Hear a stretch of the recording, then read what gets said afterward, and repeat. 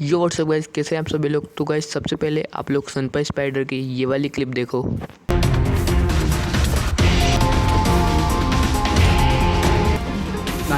भाई तो मरा भाई है। तो फिर ऐसी क्लिप्स देखने के बाद आप लोगों का भी मेस पीवीपी करने का मन करता है, इसलिए आप लोग सर्वर्स के अंदर जाते हो और सर्वर्स के अंदर जाने के बाद आप लोगों के साथ कुछ ये होता है।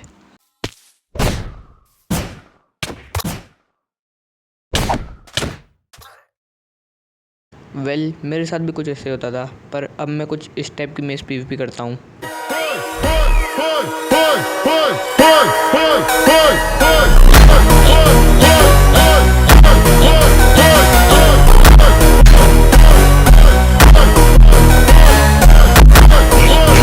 तो अभी ये जो आपने क्लिप देखी ये 7 दिन बाद की है, क्योंकि उस टाइम जब मैं ये वीडियो रिकॉर्ड कर रहा था तब मैं इतनी अच्छी में इस पीवीपी कर नहीं पा रहा था। और ये जो ज़ोंबी है इसे स्पॉन करने के लिए आपको कमांड ब्लॉक की हेल्प लेनी पड़ेगी, और कमांड ब्लॉक में जो कमांड डालनी है वो मैंने वीडियो के डिस्क्रिप्शन में दे रखी है। आप वहाँ से जाकर कॉपी करके उसे पेस्ट करके ज़ोंबी को स्पॉन कर सकते हैं। अब वापस से हम वीडियो की तरफ चलते हैं। तो अभी आप लोग सोच रहे होंगे मैं बिना इलाइट्रा और चेस्ट प्लेट स्विच करे मेस से हिट कैसे कर पा रहा हूँ। तो ये मैं आपको थोड़ी देर बाद बताऊँगा, नहीं तो आप लोग वीडियो छोड़ के भाग जाओगे। इलाइट्रा विथ मेस पीवीपी की प्रैक्टिस करने के लिए आप लोगों को ये सामान ले लेना है जो कि अभी मेरी इन्वेंट्री में है। और हाँ, जो एन्चेंटमेंट्स है वो सब भी वैसे ही लगानी है। तो देखो अभी मैंने इलाइट्रा पहन लिया तो ये मेरी बैग पे आ चुका है। मैं आप लोगों को जिस मोड के बारे में बता रहा था उस मोड का नाम है इलाइट्रा स्वैपर, और उसकी डाउनलोड लिंक आप लोगों को इस वीडियो के डिस्क्रिप्शन में मिल जाएगी। पर याद रखना वो ओनली फॉर वर्जन 1.21.11 तक अवेलेबल है अभी के लिए। उसके न्यू वर्जन आने में थोड़ा टाइम लगेगा, तो अभी आप लोगों को उसको 1.21.11 में ही यूज़ करना है, नहीं तो गेम क्रैश हो सकता है। तो अभी मैं आप लोगों को उस मोड का यूज़ करके दिखाता हूँ। सबसे पहले हम लोगों को एक नेदराइट की चेस्ट प्लेट लेनी होगी, क्योंकि उसके बिना हम इसका यूज़ कैसे करेंगे। सही कहा ना मैंने। तो फिर सबसे पहले नेदराइट की चेस्ट प्लेट ये रही, हमें इसे ले लेना है। इलाइट्रा को वापस फेंक दो।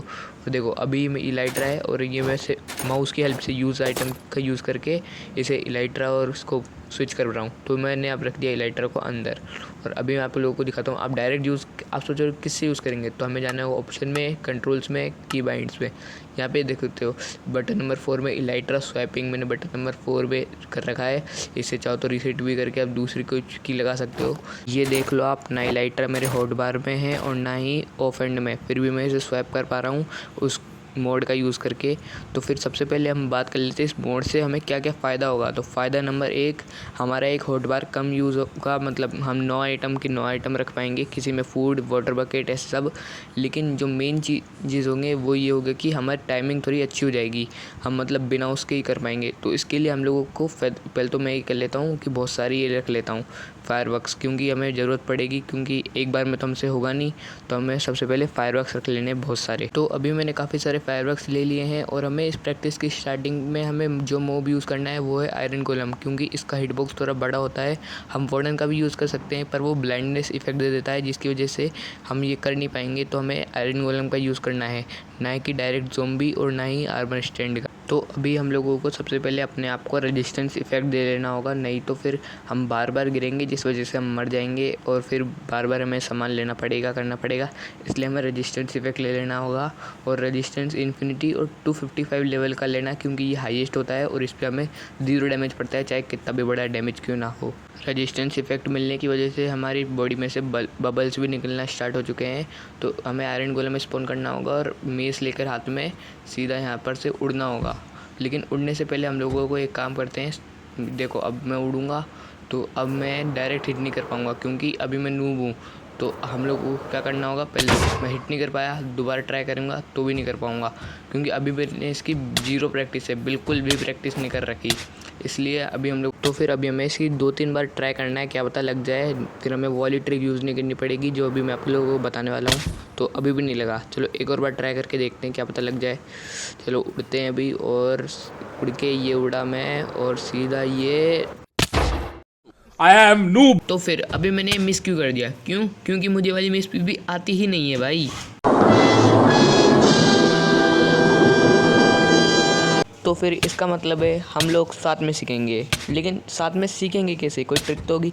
तो सबसे पहली ट्रिक है टिक रेट को हम कम कर दें। जैसे नॉर्मल टिक रेट 20 होती है तो अभी हम उसे 15 पे ट्राई करेंगे। देखो अभी टिक रेट कम हो चुकी है तो फिर अब गेम भी काफ़ी स्लो हो जाएगा, जिस वजह से अभी हमको मारने में थोड़ी आसानी रहेगी।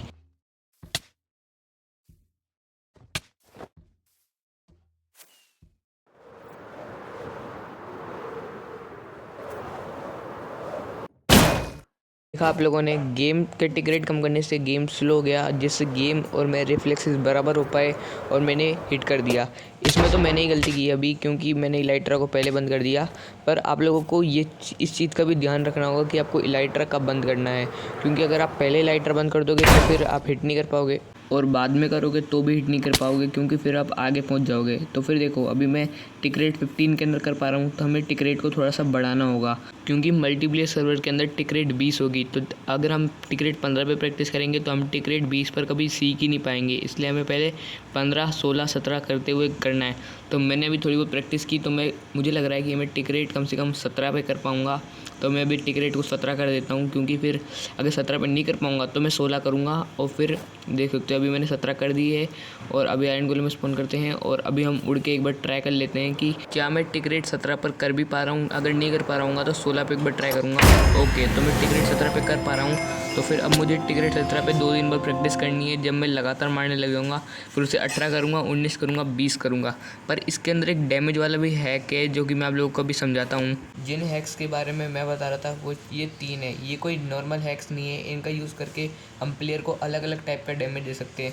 तो पहले बात करते हैं हम हैक नंबर 1 के बारे में। तो फिर तरीका नंबर 1 के अंदर हमारी स्पीड काफ़ी ज़्यादा कम रहेगी, जिस वजह से हिट करने में कोई भी दिक्कत नहीं रहेगी। बट स्पीड के साथ साथ हमारी हाइट भी कम रहेगी, जिस वजह से डैमेज काफ़ी ज़्यादा कम पड़ेगा, अप्रॉक्स 2.5 हार्ट्स। और सेकंड ट्रिक के अंदर हमारी हाइट और हमारी स्पीड दोनों ही काफ़ी ज़्यादा होगी, जिससे आप 1 हिट के अंदर बंदे का टोटम पॉप कर सकते हैं। लेकिन दूसरी चीज़ ये है कि आपकी स्पीड भी काफ़ी ज़्यादा होगी, और अगर बंदा थोड़ा सा भी मूव करा तो आप मिस कर दोगे। और हाइट ज़्यादा होने की वजह से आपको फॉल डैमेज भी काफ़ी ज़्यादा पड़ेगा। अगर आपके पास फेदर फॉलिंग 4 नहीं है बूट्स के अंदर, तो आप 1 हिट हो सकते हो, मतलब एक बार में मर सकते हो। फिर आपकी हेल्थ इतनी ज़्यादा कम हो बचेगी कि बंदा आपको स्वॉर्ड का 1 हिट मार के ख़त्म कर सकता है।